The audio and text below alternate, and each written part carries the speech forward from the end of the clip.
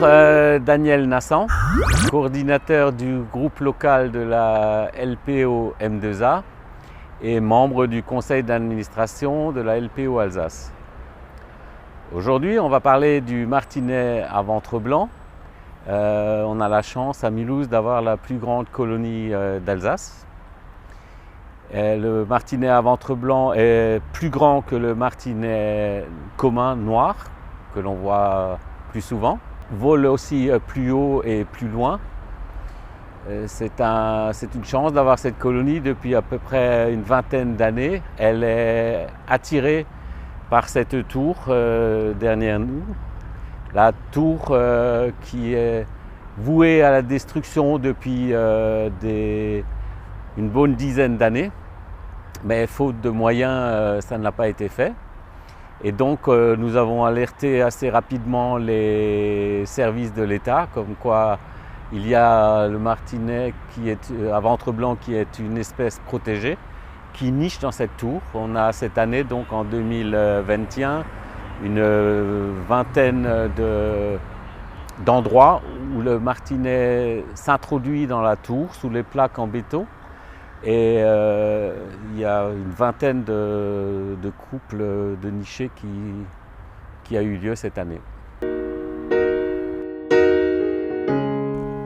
Alors, suite à la décision de détruire cette tour, la LPO Alsace a été chargée de faire un suivi en 2019-2020 sur la colonie mulhousienne pour avoir exactement les chiffres, le nombre de martinets présents dans la ville ou dans la ville, parce qu'ils ont historiquement ils avaient différents endroits où ils nichaient.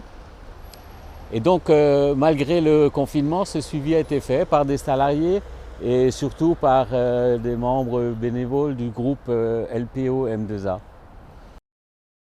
Comme on savait depuis longtemps que cette tour va être détruite, ce qui va être le cas maintenant après le départ du martinet à ventre blanc, c'est-à-dire vers la mi-octobre, début novembre, cette tour va être complètement détruite et rasée pour qu'il ne reste plus rien au retour du martinet en avril à peu près en 2022. Et c'est Daniel Dask à l'époque qui suivait cette espèce sur Mulhouse. Il a mis en place des nichoirs sur d'autres bâtiments aux alentours de cette tour, puisque le martinet à ventre blanc n'est présent que sur une partie de la ville de Mulhouse. Il a mis en place, comme par exemple à la fonderie, au campus fonderie qui est juste à côté, il y a eu des nichoirs d'installés, il y en a eu d'autres installés à la tour Nessel, il y en a d'autres qui ont été installés. Malheureusement, à ce jour, sans succès avéré. Le groupe local a mis en place après la disparition de Daniel Dask, on a prévu comme mesure de compensation, on a prévu la construction et la mise en place de nouveaux nichoirs et sur le conseil de nos amis allemands, également de soundbox, c'est-à-dire de boîtes à son où le cri du martinet à ventre blanc est enregistré et qui seront mis automatiquement en marche le matin de bonne heure et puis le soir avant le coucher du soleil pour 20 minutes à peu près. Cette mesure permettra d'inciter les martinets à utiliser les nouveaux nichoirs. Donc les nouveaux nichoirs, pour l'instant il y en a eu 3 d'installés au Diaconat Fonderie, qui est aussi donc dans le quartier ici, et plus récemment 4 nichoirs qui ont été installés à la gare de Mulhouse, tout en haut de l'entrée principale. Ils sont très visibles, c'est là où il y a le drapeau à la gare de Mulhouse.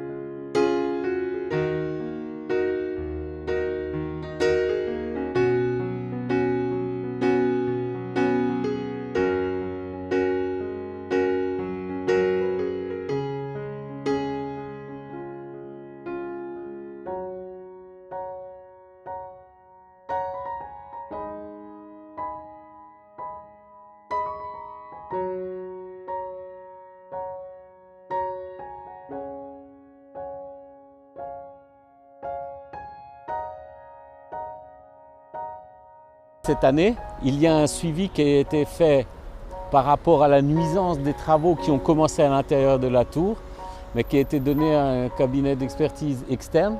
Et la LPO est en charge de faire le point sur les nichoirs qui ont déjà été installés. Et ce suivi va continuer plusieurs années.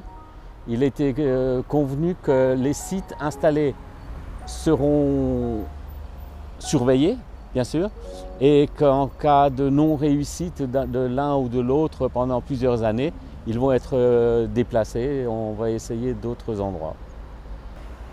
La DREAL a demandé à ce qu'il y ait le double de nichoirs qui soient installés par rapport à la population